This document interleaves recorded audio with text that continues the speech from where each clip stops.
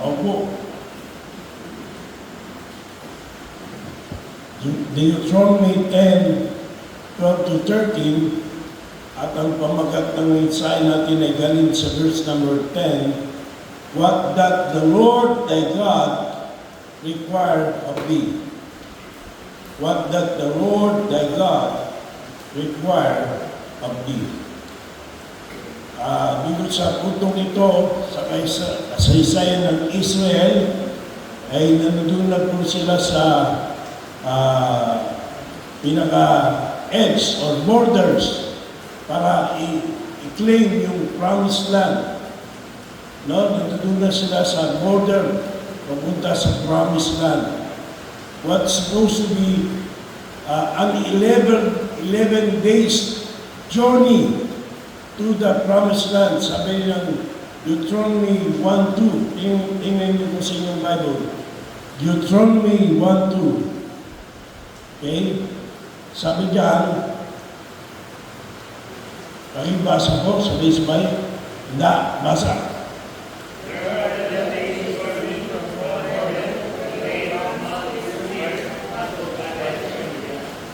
So, supposed to be 11 days lang. No, yung pumunta sa promised land. But because of their stubbornness and unbelief, ano po nangyari? Sabi po ng Exodus 12. Again, in your Bibles, please. And verses 40 and 41. Again, Exodus 12, 40 and 41. Dapat 11 days lang. Ano po nangyari? Handa, basa. Wala na ito Hindi, handa, basa.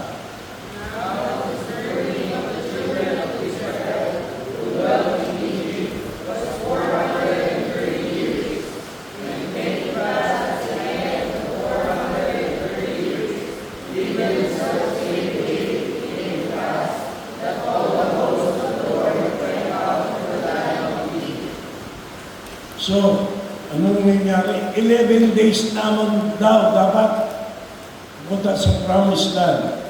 Nangyari, mabot pa ng mahabang panahon. Okay? At nadagdagan pa yung 430 years nila sa Egypt, another 40 years wilderness wandering. At ang nangyari dyan, dahil sa kanyang unbelief, sinabi ni Diyos na yung mga lumabas sa Egypt na 20 years old and below, yun lamang ang makakapasok sa lupang pangako. In other words, yung mga 20 years and above, sabi ng Numbers 32, 11 to 12, at liban kay Caleb at Joshua, sila lamang sila hindi papasok sa promised land. Ang papasok lamang ay mga 20 years below at si Caleb at Joshua. Si Moses man ay hindi nakapasok because of his disobedience. Sabi nga ng speaker natin kanina.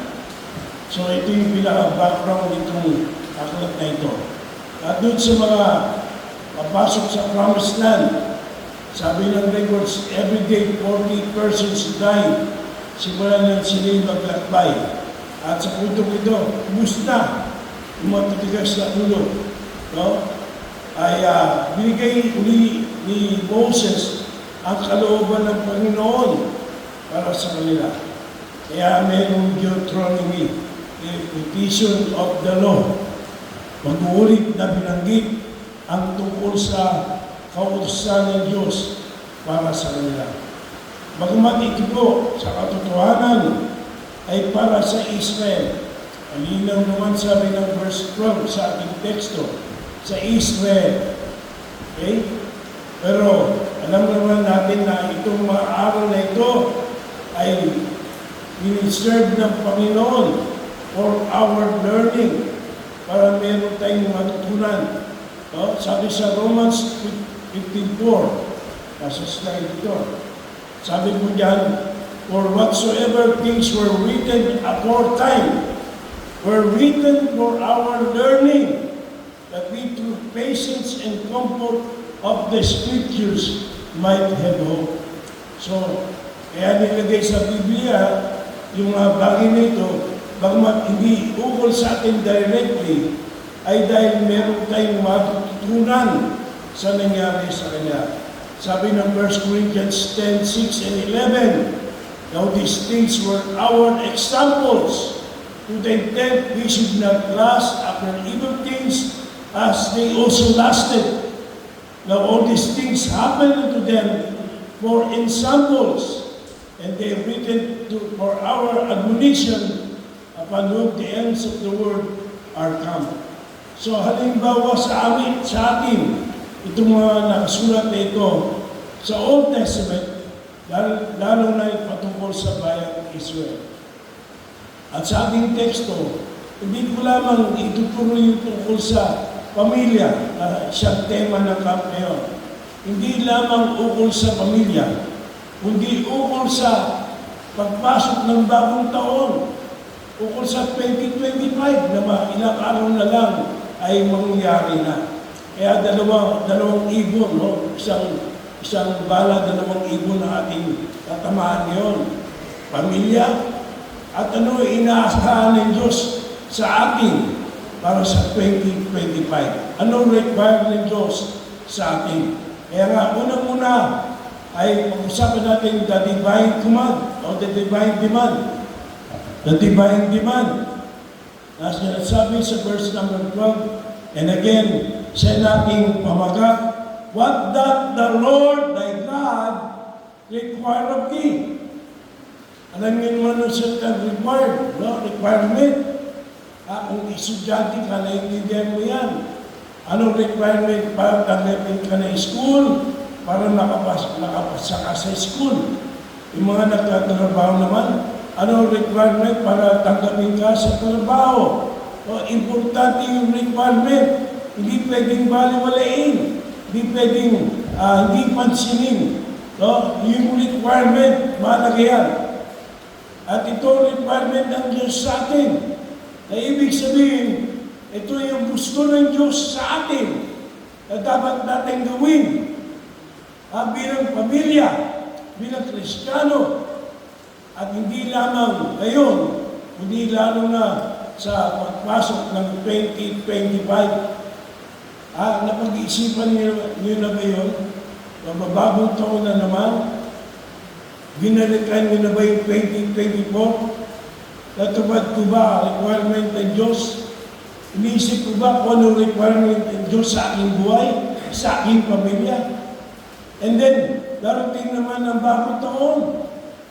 Iniisip na ba natin kung ano ang dapat natin gawin para sa bagong taon? O iniisip lamang natin yung kasiyahan, yung mga pagputok, yung mga handaan. Hindi lamang dyan. Actually, hindi nga kailangan ng mga yan.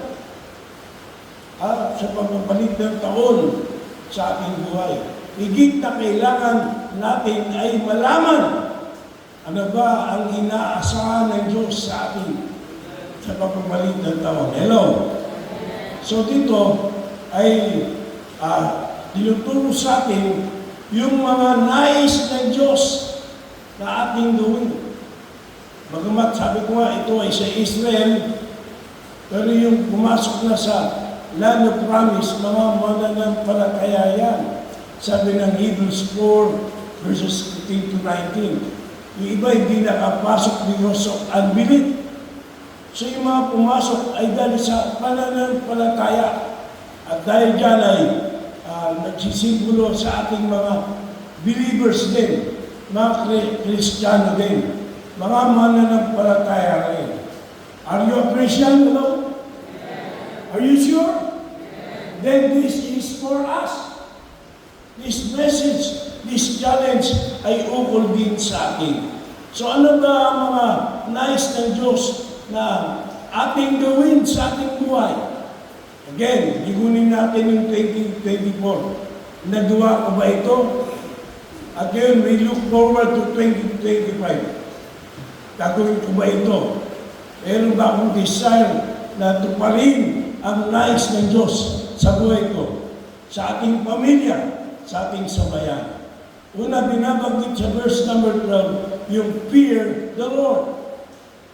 The Lord requires us to fear Him. Fear the Lord. Again, verse 12, but that the Lord thy God require of thee, but to fear the Lord thy God. Ang matakot sa Diyos. Now, let me make it clear na sa Bible, dalawang klase ng takot ang binabanggit. Two kinds of fear. Pero tinatawag na wrong kind of fear and right kind of fear. Maling takot at tamang takot. Yung maling takot, at tawag yan, harmful fear. Nakasasakit na takot. Samantalang isa naman ay holy and healthy fear. Banal at mabuting takot. Yung isa ay fear that drives us away from God. Ay yung takot na naglalayo at nag-iwalay sa atin sa Diyos. Samantalang yung right kind of fear is fear that draws us near or nigh to God. Mas lalo tayong inalalapit sa Diyos. Yung fear po na mali ay yung it makes us sin against God. Takot kang sasabihin ng tao, takot kang sasabihin ng barkada mo.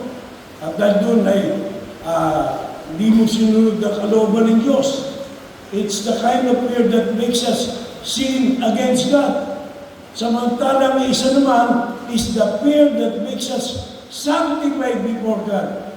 Lalo tayong maging banal at pinalalapit sa Panginoon. The fear na una o bad is the corrupt kind of fear, where the right kind of fear is the fear that consequence. Yung unang takot o negative na takot ay takot that grieves God, while the positive fear is the fear that glorifies God. Nagbibigay kalwalatian sa Diyos. Let me give you one example ng negative fear. Sa Proverbs 29:25, ano sabi yan? The fear of man bringeth a snare. Ito po ang negative, isang halimbawa ng negative na takot. The fear of man bringeth a snare. At ito po yung fear na naging kamalian ni Haring Saul. When you read 1 Samuel 15:24, nung kinumpront siya ni Samuel, sabi niya, I fear the people. I fear the people. Natakot ko sa mga tao.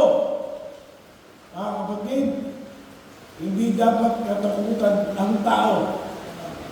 Especially kung pinag-uusapan natin ay pagsunod sa Diyos. Hello? Huwag tayong magkaroon ng ganitong negative na takot.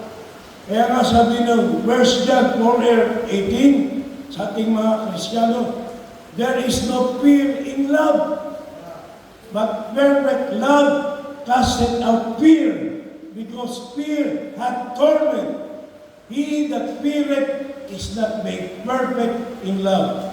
At yung pabulito natin, 2 Timothy 1:7, kinakata natin yan. Ano sabi? For God has not given us the spirit of fear.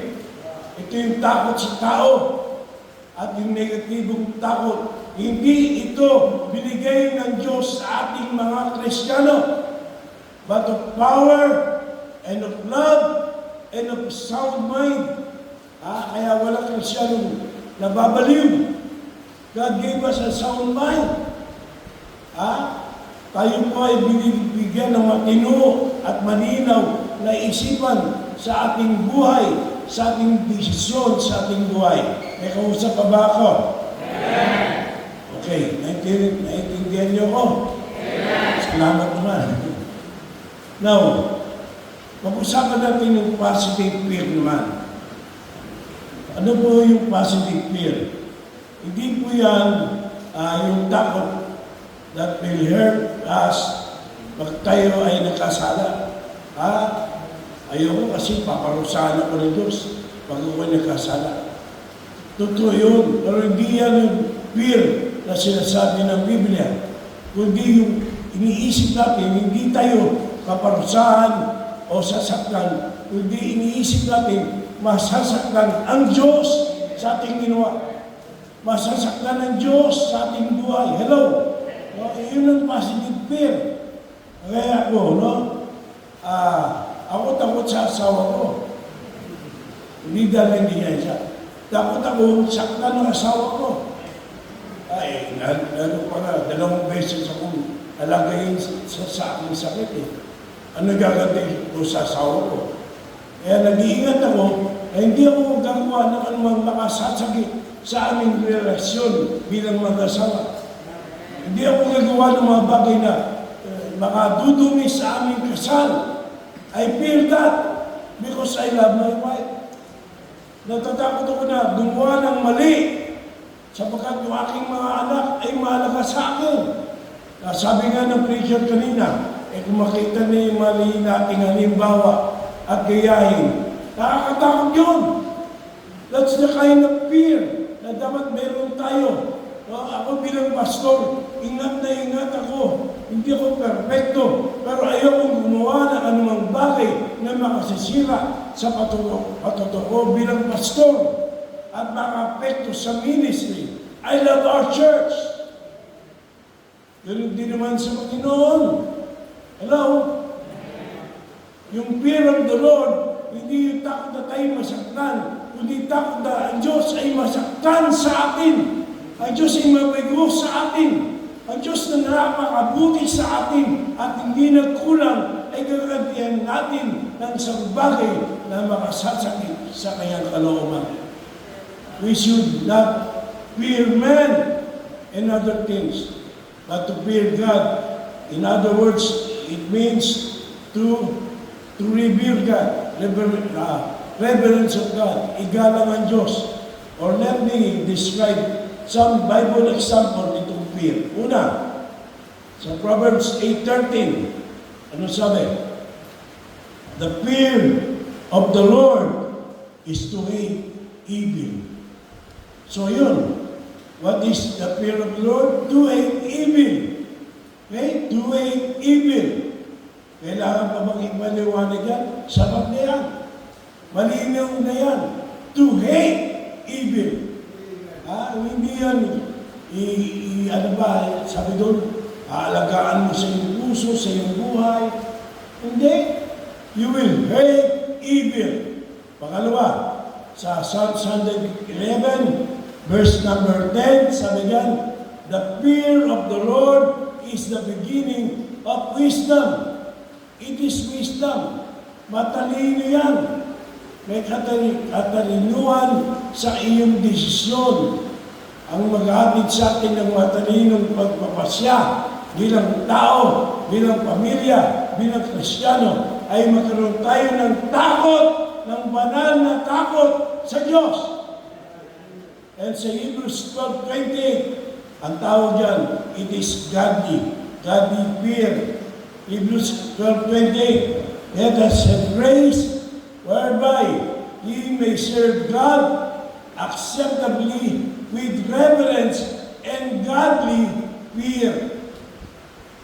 Anong requirement ni Diyos kung nasa lahat? To fear the Lord. Anong klaseng fear yan? Not the negative kind of fear, but the positive kind of fear. Okay?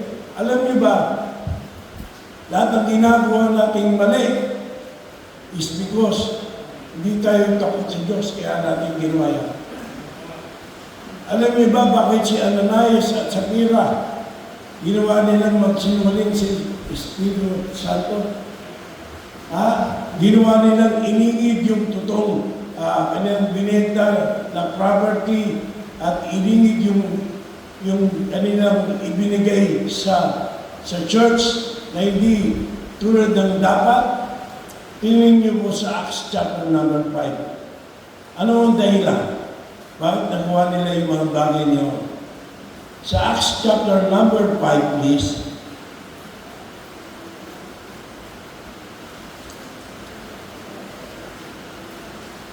And take notice po sa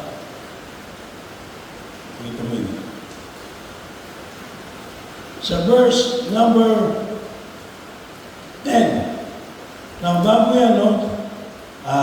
Parang bago na, verse number 9. Sabihin, then Peter said unto her, how is that ye have agreed together to tempt the Spirit of the Lord? Behold, the feet of them which have buried thy husband are at the door and shall carry thee out. What happened? Pinatay ng Diyos yung mga asawa. Tama po ba? Pinatay. And what is the result of that? Sa verse 11, sabi, then fell she down straightway at his feet and yielded up the ghost. And the young man, verse 12, came in and found her dead. Sa verse 11, and great fear came upon all the church and upon as many as heard these things. Ano nangyari nung mamatay? Patayin ng Diyos si Ananias at Sapphira. Nagkaroon ng takot ang church. In other words, yung church before this, walang takot sa Panginoon. Si Ananias at si Sapphira, nagawa nilang magsinungaling sa Diyos. Dahil walang takot na meron sila sa kanilang buhay. And I humbly admit na totoo yan. Nung aking panahon ng kabataan, hindi na natin iniisip yung takot sa Panginoon. Ang tanging na lang natin iniisip yung mapapasaya sa atin, yung ating gusto. At kaya ang buhay ko bilang kabataan ay nakakayaman, hindi naging kaaya-aya sa Diyos. Let us examine our hearts and tell me kung hindi totoo ito. Ano mang ating ginawa na hindi kalugod-lugod sa Diyos, ay ginawa natin na hindi iniisip yung takot o paggalang sa Diyos. Yung sarili lamang natin gustuhan ang ating pinagpilitan. Kaya nga, isa sa requirement ng Diyos ay talagang magkaroon tayo ng takot sa Kanya. Bakit? It will make us hate evil. It will make us godly. And it will give us wisdom sa mga desisyon natin sa ating buhay. The fear of the Lord is not only something that God deserves and desires to receive from us, but it is actually something God directly commands us. Utos ng Diyos. Sabi ng verse 12, what the Lord thy God require of thee, but to fear the Lord. Ano plano natin sa 2025? Ganun na naman, nasa church siya, matutulog ka lang. Nasa church siya, pero iba nasa isipan mo. May ginagawa ka, pero hindi kalugod-lugod sa Panginoon. Mag-offering ka, pero hindi pa rin tithes talaga yun. At tithes na wala rin offering. Hanggang ngayon, problema sa inyong tithes and offering. Hanggang ngayon, hindi ba talaga nag-devotion? You don't talk to God in the morning, mag-isip mo. Ano ibig sabihin yan? No fear of God. No fear of the Lord. And yet, sabi ng Biblia, hey, Christians, we are required to fear the Lord. Amen. 1 Peter 2:17, honor all men, that's right. Love the brotherhood, that's right. But above all, fear God. Fear God. Psalms 22:23. Ye that fear the Lord, praise Him, glorify Him, and fear Him. Kaya ano ang requirement ng Diyos una sa lahat? To fear the Lord. Hello? Gising pa ba kayo? Fear the Lord. Gisingin yung katabi nyo. Gisingin nyo. Secondly, sa verse 12 pa rin, ano ang require ng Diyos? To walk in all His ways. To follow His leading. We are supposed to follow is leading to walk all His ways. To walk means to live or behave in a specific manner. Walking in God's ways is a metaphor for following God and living for God. So dapat tayong sumunod sa Diyos at mabuhay sa Diyos. Dapat ganun ginagawa natin. Not only 2024, kundi mauna pang taon ang ating buhay bilang mananampalataya. Dapat tayo sumusunod sa Diyos. Pero tanong, ganun ba nangyari sa buhay natin? Na kung masakay para wala tayong pagkukulang sa Diyos, wala tayong problema. And again, what's your plan? Ulitin na natin yung mali nating buhay sa 2025. Kontento na tayo sa plastika natin. Kontento na tayo sa konting ginagawa natin. Alinaw sinasabi, to walk in all His ways. Hindi konti lang. Not only half of His ways, but all His ways. In the Bible, makita natin that both Enoch and Noah, they walked with God. Genesis 5:24. And Enoch walked with God, and he was not, for God took him. Genesis 6:9. These are the generations of Noah. Noah was a just man and perfect in his generations, and Noah walked with God. Tapos si Abraham, sabi ng Diyos kay Abraham, Genesis 17:1. Look at their Bibles. 17:1. Ang sabi dyan, and when Abraham was 90 years old and 9, the Lord appeared to Abraham and said unto him, I am the Almighty God. Walk before me and be thou perfect. These are but few examples sa Old Testament na mga tao yung makad na kasama ng Diyos. When we look at the New Testament, sinabi ni Jesus Christ sa Luke 9:23, ang ganito. Luke 9:23. And He said to them all, if anyone will come after me, let him deny himself and take up his cross and follow me. Remember, ibig sabihin ng to walk with God is to follow God. At sabi ni Christ, and follow me.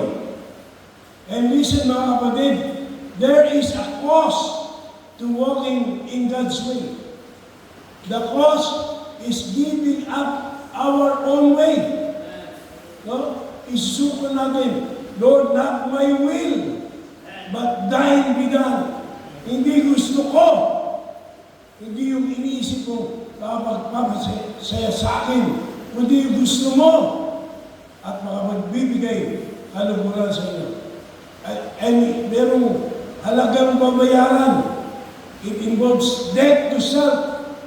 To walk with God, to follow God, means death to self. Kamatayan sa sarili. Sabi ng Panginoon, take up your cross. Alam mo sa Israel, hindi minsan lang yung naglakad sa daan pumunta sa Golgotha na may pasan na krus. Marami yan. Bago ba si Kristo at tapos ni Kristo. Parte na ng kanilang kultura na makita yung mga tao may pasan na krus at paparusahan ng kamatayan ng imperyo ng Roma. Ano ibig sabihin nun? Pag may pasan na krus, ibig sabihin, mamamatay na yung tao niya. Hindi magtatagal. Pag bumabak niya sa bundok na Golgotha, mamamatay na yung tao niya. And that's what carrying our cross means. Take up your cross, sabi ng Panginoon. We are to relinquish our will, our ambition. Hindi na yung ating sariling kagustuhan. Not our will, not our ambition, but God's will be done in our life. We walk in God's ways when we do what He wants us to do. And let me tell you, kung tutulog ka dyan, hindi ka gusto ng Diyos yan. Itaning lang yan. Ha? Patay mo ba sa taning? You want to please Satan? Hey, listen. You are not dying to self. And you're not following God. We should surrender our lives to the Lord. Why? Because of all He has done for us. Kaya ngayon sinabi ni Apostle Paul, no? Believers should walk in the light. Si John din sinabi niya, but if we walk in the light as He is in the light, we have fellowship one with another. To walk in the light simply means to walk in all of God's ways, just as Moses told the Israel to do. Walk in all His ways. At yan ang sinasabi sa ating iglesia. Yan ang tinuturo ko sa aming church. I believe yan ang tinuturo ni Pastor Alan at yung iba mga pastor na narito to walk in God's ways. Huwag kang matitisod. Pag sinita na ka ng pastor, mali yung ginawa mo. Sabi ng Diyos to walk. Tandaan yung requirement na binabanggit dito. Not suggestion, not opinion, not multi-purpose, multi-selection. Ang linaw, sinabi ng Diyos, may requirement ako sa inyo, ito at ito. Not only to fear the Lord, but also to walk in all of my ways. At sa Psalms 119, 105, paano ako lalakad na ayon sa kalooban ng Panginoon, sa buong kalooban ng Panginoon? Read your Bible.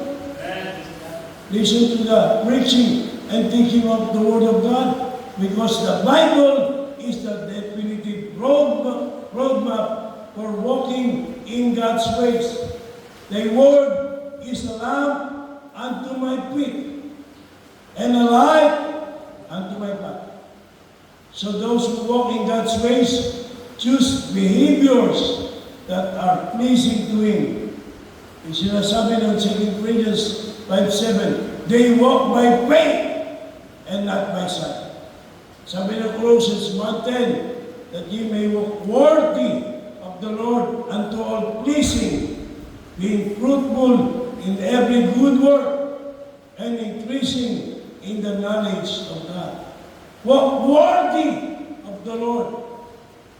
At alam nyo, kung talagang ligtas kayo, dapat nyo maintindihan that in the future kingdom of heaven, lahat ng mga mananampalataya will walk by the light of God's glory and the light of the Lamb. Sabi sa Revelation 21:23-24. Look at your Bibles, please. Revelation 21. Or, basahin nyo lang sabay-sabay. Okay? Handa. Basa. Let me hear you. Come on. Ulit. Okay? 1, 2, go.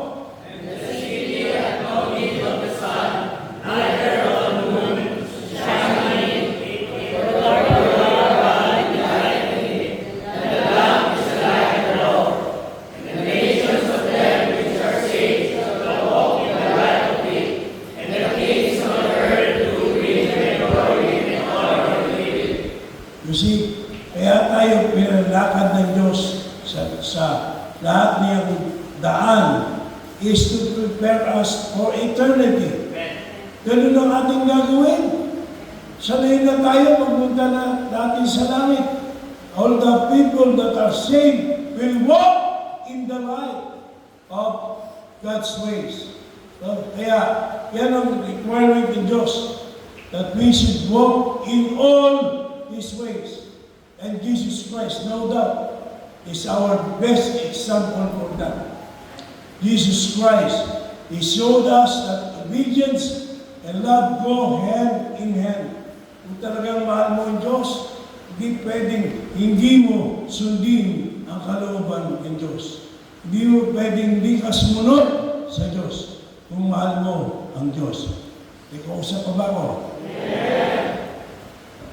So, ano requirement? Fear the Lord. Pangalawa, ano? Follow sinili. At pangatlo, sabi ng verse 12, what that the Lord required, thy God required of thee? To love Him. To love Him. So the third requirement is faithful love. To love God. Faithful love. At sa unang parte nitong second speech ni Moses, ang pinagdiinan niya yung kalagahan ng pag-ibig sa Diyos. Sa Bible yun, tingnan niyo yung Deuteronomy. Deuteronomy 6, 4 and 5. Deuteronomy 6, 4 and 5.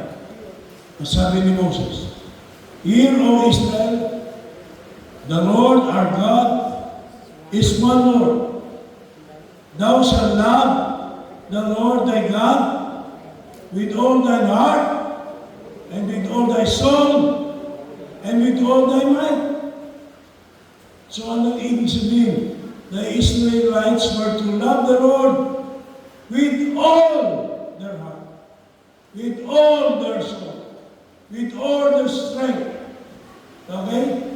And the succeeding verses ay tinutuloy ito sa kanilang anak. So family, to the whole family, to love God. At ito ang binagit ng Panginoon sa New Testament. Sa Matthew 22, 35 to 30. Matthew 22, 35 to 30. Tulungan niyo ako. Kayong magbasa. Handa, basa.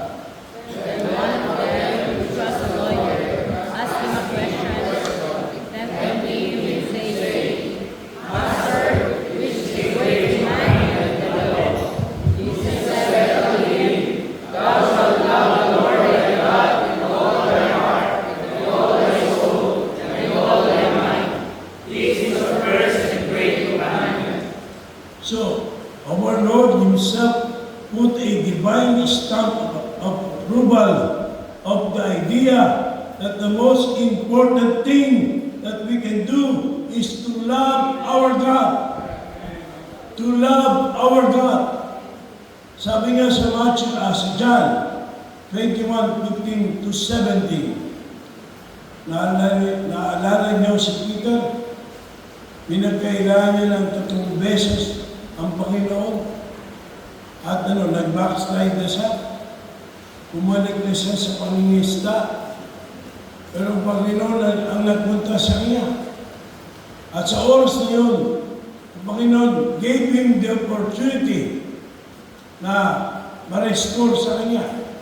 3 times he denied the Lord, and 3 times God gave him the chance to confirm his love toward God. At nung beses din, binigyan siya ng pagkakataon ng Diyos upang mapagtibayan niya kanyang pag-ibig sa Diyos. Sa verse 15, may tanong ng Diyos sa kanya. Ano sabi? Lovest thou me more than this? Lovest thou me more than this? Anong ibig sabihin niya more than this? Sabi ni Albert Barnes sa Notes on the Bible, look at the slide. Sabi niya, the word this may be in the neuter gender and refer to these things. Is both, is fishing utensils, and his employments, or it may be in masculine and refer to the apostles. In the former sense, it would mean, lovest thou me more than thou lovest these objects? Art thou not willing from love to me to forsake all this and go and preach my gospel to the nations of the earth? In other sense, which is probably true sense, it would mean, love thou me more than these other apostles love me. In other words, more than this means your profession and possession.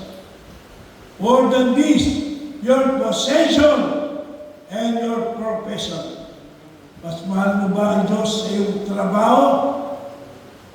Mas mahal mo ba ang Diyos sa iyong tangkilik? Maraming mga Kristiyano, hindi alam, meron silang Diyos-Diyosan sa loob ng church. Anong Diyos-Diyosan? Habang nag-preach si pastor, nagsiselfon, yun, sinasama mo cellphone mo. You love your cellphone more than you love God. Ha? Mali! Sige, sabihin niyo kung tama yan. Ha? Nagipagkwento ka sa katabi mo, may nag-preach. You love your friend more than you love God. Ha? Absent sa church, pero sa trabaho, hindi uma-absent. You love your profession more than you love God. Eh sabi ng Panginoon, we are to love Him more than these things. We are to love Him more than our profession and possessions. Secondly, 2 Timothy 3:4. Please, 2 Timothy 3:4. Ano description ng Bible sa mga huling araw na ito? Kasama ka, babasa. He described ng Bible na klase ng tao sa mga huling araw na ito. Ano sabi ka? Traitors, heady, high-minded, and what? That really what? Louder, what? Lovers of pleasures more than lovers of God. So, ano sabi ng Panginoon? We should love Him more than pleasures. May iba, mas mahal ang basketball kaysa sa Diyos. Mas mahal yung nag-i-internet, nag-i-game kaysa sa Diyos.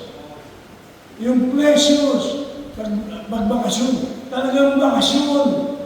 Imbis na samantalain na maglingkod sa Diyos. Pag may outing, namumuna. Pag birthday party, bida. Pleasures. At ano yung nakakalungkot?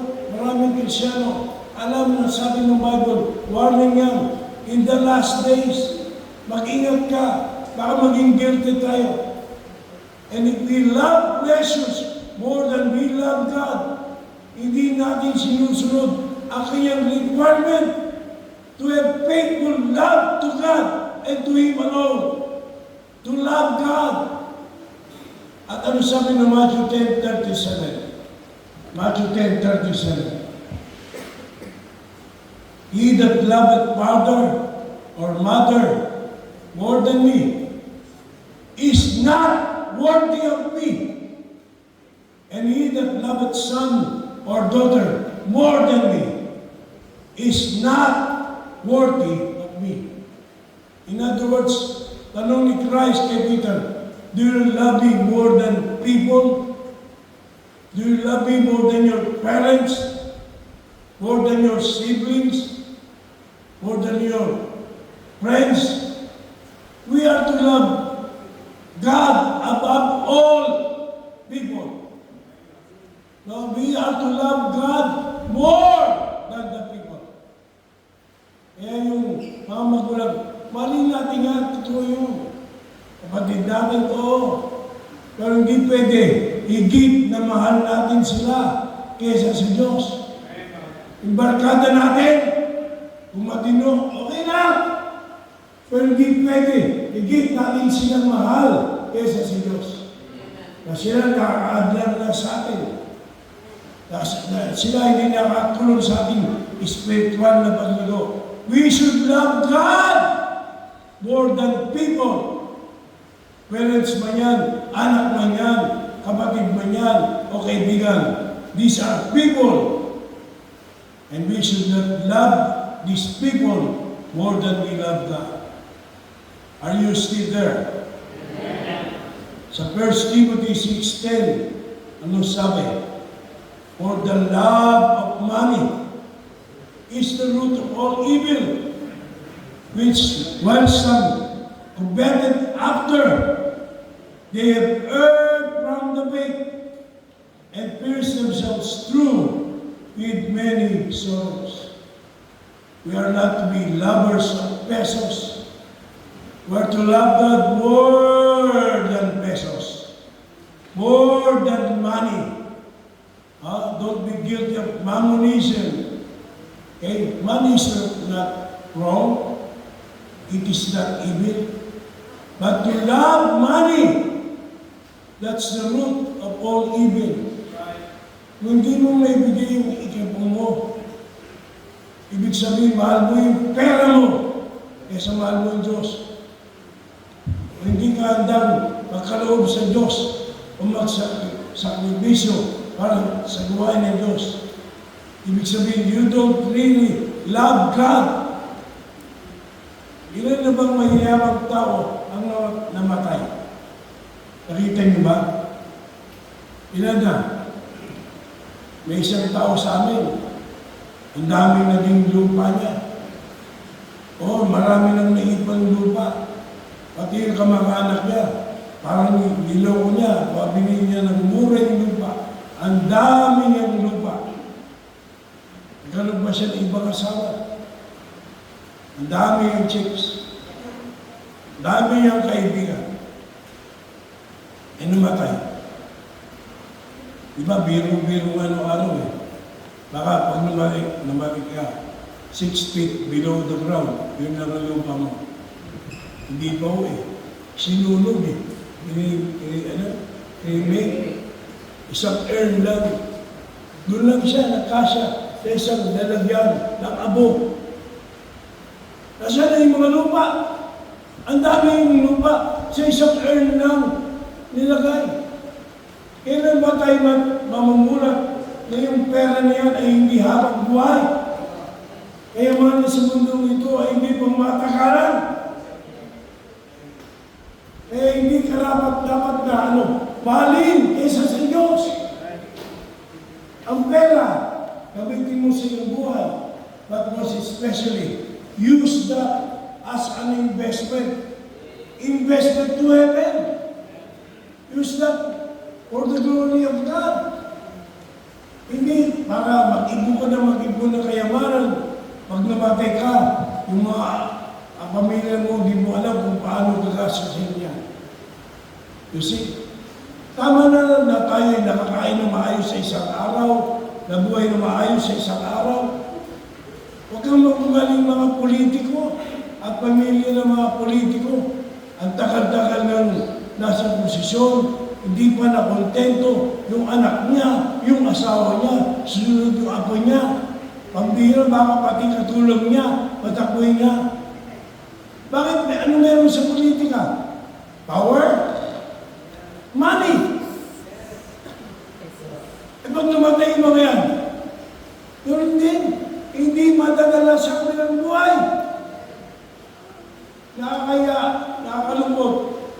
Lalo lang yung pera naging dahilan, kaya hindi siya kumilala sa Panginoon. We are not to love pesos, money, more than God. We are to love God above all, with all our hearts, with all our souls, with all our minds, and with all our strength. May kausap ko ba ako? Amen. Naintindihan niyo po ako? Gising pa kayo? Salamat naman. Tapos sa last part ng verse number 12. What doth the Lord thy God require of thee? To serve the Lord thy God with all thy heart, and with all thy soul. So, ano requirement ng Diyos? Hindi lamang to fear Him, to follow Him, to have faithful love to Him, but also full labor. Full labor. Okay, the word serve basically means to labor or work. Gumawa, maglingkod. The fact that we should serve God is obvious na tinuturo ng Biblia. Luke 4:8. Kung tinukso ni Satanas si Jesus Christ, sinagot ni Jesus Christ ng verse. At ano sabi niya? Get thee behind me, Satan. Kung inaanto ka, sabi mo, get thee behind me, Satan. Naglalambigin sa iyong pinagmata. At inaawitan ka ng uyayin. Get thee behind me, Satan, for it is written, thou shalt worship the Lord thy God, and what? And Him only shalt thou serve. Serve the Lord. Full labor. Malinaw na tituro ng Biblia that when a person ay may totoong relasyon sa Diyos, hindi pwedeng hindi siya maglingkod sa Diyos. Kung totoo kang Kristiyano, dapat kang maglingkod sa Diyos. Ang katandaan, sabi nga kanina, Pastor Tony, Pastor Noel, pwede maglingkod pa, ay matanda na, hello.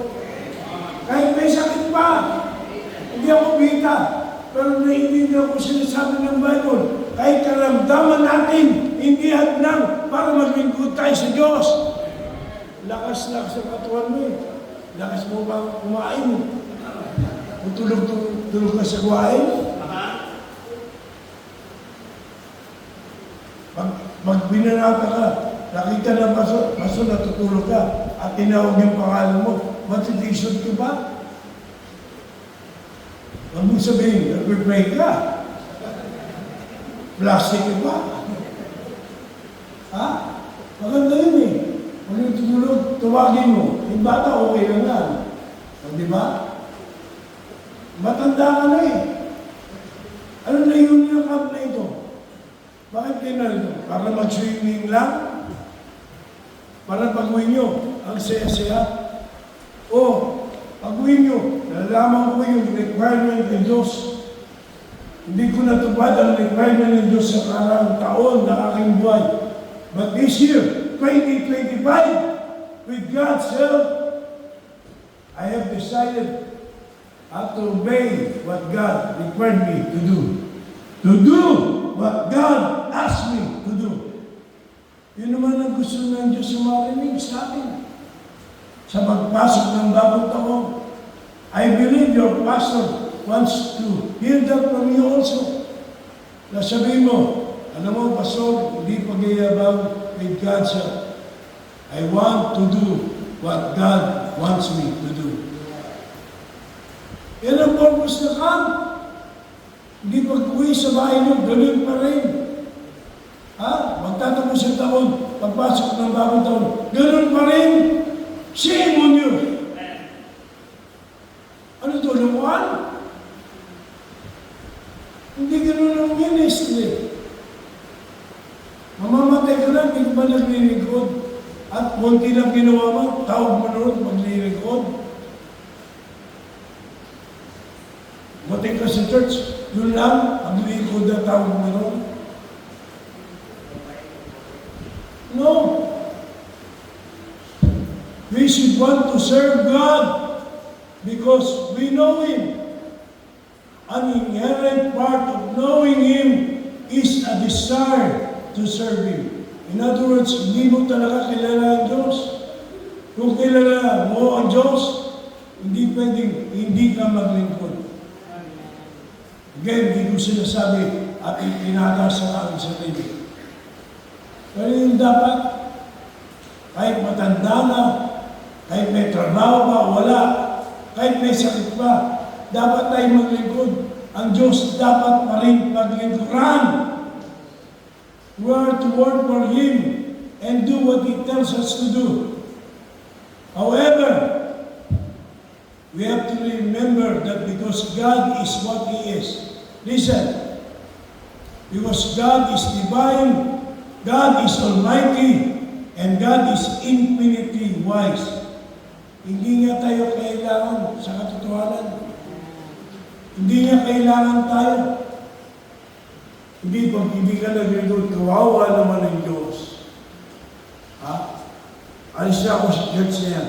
Kawawa naman ng church. No? Sa totoo lang, hindi tayo kailangan ng Diyos. Wala tayong sukat ipagyabang. Wala tayong sukat ipagmalaki. Sabagat ang Diyos, ang angel, pwede niyang utusan. Ayaw niyang gawin lahat ng bagay. Makapangyarihan siya. Wala tayo. Nilikay niyang langit at lupa. Nakaya niya yun. Wala tayo. Eh bakit tayo pinagdinikod? Para sa atin yun. Tayo rin naman. We can do nothing to provide for the Lord's needs. Rather, He wants us to serve Him because that is what we need to do. Kailangan maglingkod tayo. Yun ang kailangan. Yun ang kanyang ginawa sa ating buhay. Kaya nga, it's always been God's intention to make us like His Son, Jesus Christ. Sabi ng Romans 8:29, hilig natin Romans 8:28. Diba? Tigas ng ulo natin, Romans 8:28. Nabasa ka, Romans 8:28. Di ka nag-aaral Romans 8:28. No? Igilan mo na, baptist ka, ang paggamit ng mali sa Biblia. Romans 8:29. Ano sabi? To be conformed to the image of His Son. That is the purpose of God. Iwawis tayo sa uwangisan ng kanyang anak. To be conformed to the image of His Son. So when we look at Jesus' life, walang duda that He was a servant. Ang buong buhay niya was centered on serving God. Sabi ng Matthew 4:23. Matthew 4:23. And Jesus went about all Galilee, teaching in their synagogues and preaching the gospel of the kingdom and healing all manner of sickness and all manner of disease among people. In other words, the whole life of Christ is centered on serving God. He came not to be served, but to serve. He came not to be ministered unto, but to minister. Kaya yung mga member ng church, pag ang pupunta sa church, na parang ikaw paglilingkuran, ikaw bibigyan kasiyahan ng pastor, ng ibang member, ikaw ang paglilingkuran. Pag yan ang isip mo, ako na nagsasabi sa iyo, umalis ka na. Iniisip mo yung preaching ng pastor para kinikling ka. Sabi ko sa iyo, nagkakamali ka. Hindi tayo ang bida sa iglesia. Ang Diyos. Ang Diyos. Kaya nga, kahit ang inutos niya, mahirap gawin, dapat natin gawin. Dahil yun ang tama. Yun ang nararapat hanggang sa ating kamatayan. Ay ating siyang paglingkuran. Sabi ng Hebrews 12:28, nakatuwa ko ni iba. Sabi, bakit dapat nating paglingkuran ng Panginoon? Sabi sa Hebrews 12:28, we want to serve God because, serve God acceptably with reverence and fear. Kasi tatanggapin ng Diyos ang paglilingkod natin.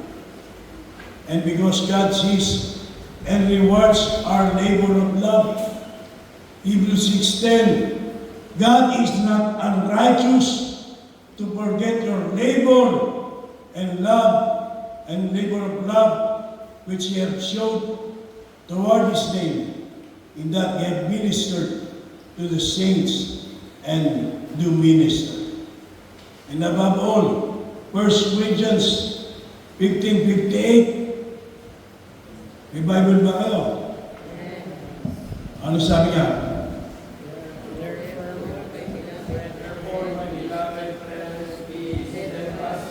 Tingin. Tingin nyo, tama yung ganyan. Tama yung ganyan ugan eh. Basa. Therefore, my beloved brethren, be steadfast, unmovable, always abounding in the work of the Lord, for as much as you know that your labor is not in vain. Ano bakit ganun yung mga tao, no? Kaya sa church namin ako nagagalit. Okay? I don't believe you are serving right.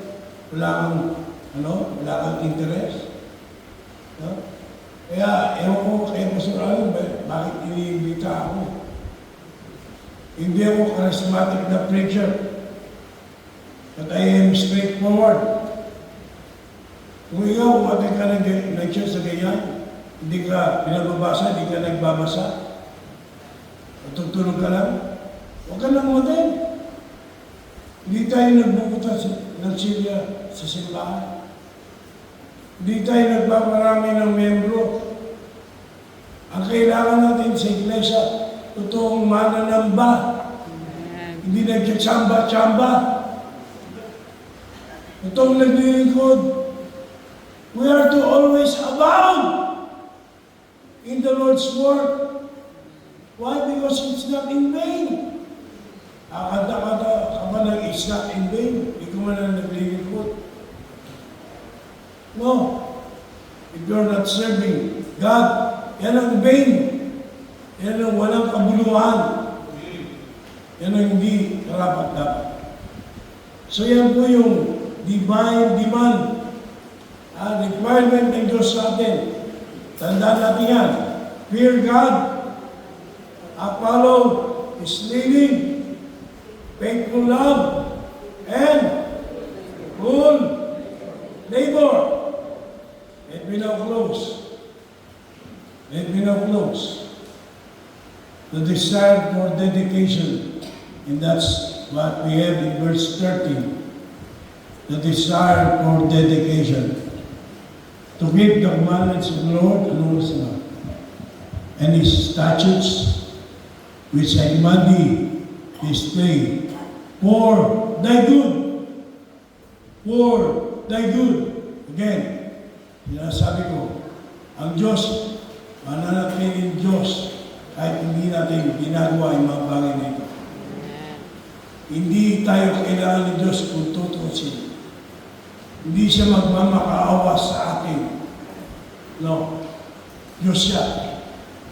Wala pa ang tao, wala pa ang lahat ng bagay. Nag-i-exist na siya. Tayo, ang may kailangan ito. Lalo na, alam ng Diyos, kung hindi tayo naging totoo sa Kanya sa 2024 at maaaring sa 2025, huling araw na, huling taon na lamang natin sa mundong ito. Hindi natin masabi. Buhay ka ba ba? Bakit parang umasa ka ba? Tsaka na lang. Mahaba pa ang panahon. Uy, huwag kang mayabang. Hindi natin hawak ang ating buhay.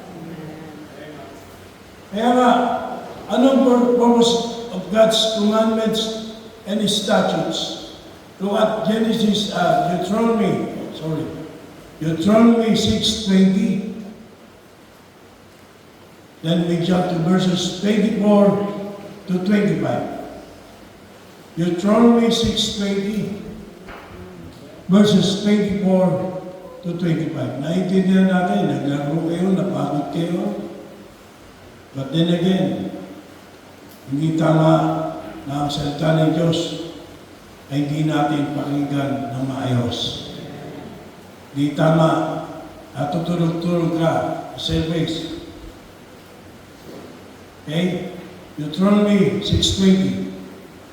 And when thy son asketh thee in time to come, saying, what mean the testimonies and the statutes and the judgments which the Lord our God hath commanded you? Ano ang purpose ng utos ng Diyos? 24 and 25. And the Lord commanded us to do all these statutes, fear the Lord our God, for our good always, that He might preserve us alive as it is all this day. And it shall be our righteousness if we observe to do all these commandments before the Lord our God, as He had commanded us. So in other words, God's commandments are for our good. For our good. God is our Creator. He knows what is best for us. And He has given us the commandments and statutes that are the best for our best interest para sa ating ikabubuti ng mga bagay na ito. David consider his thoughts of God's commandments. Sabi niya sa Psalms 119, verse 143 and verse 151. Sabi niya, trouble and anguish have taken hold on me, yet thy commandments are my delight. 151. Thou art near, O Lord, and all thy commandments are true. All thy commandments are true. Yet someone says, itong mga talatang ito, again, sa Old Testament naman sa Israel. Remember our introduction. These are for our example sa ating lahat. And have you noticed, puro New Testament, pinuha natin sa Golden Scriptures. In other words, hindi nagbago ang Diyos. Kung paano ang Diyos ay karapat-dapat sa Old Testament, karapat-dapat pa rin ang Diyos sa Bagong Tipan. Hindi nabawasan na bumaba yung standard ng Diyos. Ang Diyos ay Diyos pa rin. Kaya sabi ni Jesus Christ sa kanyang mga alagad nung siya nasa lupa, if you love me, keep my commandments. At sabi ni John sa 1 John 5:3, for this is the love of God, that we keep His commandments, and His commandments are not grievous. His commandments are not grievous. Hindi mabibigat ang kanyang utos. Sundin natin at isabuhay ang utos ng Panginoon. Now, sa aking conclusion, mga kapatid, si Moses is trying to encourage the people of Israel to obey God. No. We do not necessarily obey the specific statutes of the Old Covenant. But God still wants us to obey Him. In fact, commands us to do so. Plainly telling us that the wonderful spiritual blessings which He has for us, both in life and in the next, are conditions upon our obedience to His Son. Nandiyan po kayo? So are you obeying God? Are we obeying God? Are we fulfilling His requirement? Are you fulfilling His requirement? Itong 2024, ako lang ito. Pero tinatanong kayo, And this coming 2025, anong plano mo? Anong plano nyo? Para sa inyong pamilya. Walang ibang magandang gawin para ang buong pamilya ay to build our family sa kalooban ng Diyos. Kundi ito pa rin ang sinasabi niya na kanyang requirement sa atin. To fear God, to follow His leading, to be faithful in loving Him, and to serve Him in full labor, to serve God. At para kanino ito, this will glorify God, pero in truth, para sa ikabubuti natin. Para sa ikabubuti natin. Ito po ang salita ng Diyos. Kayo po tayo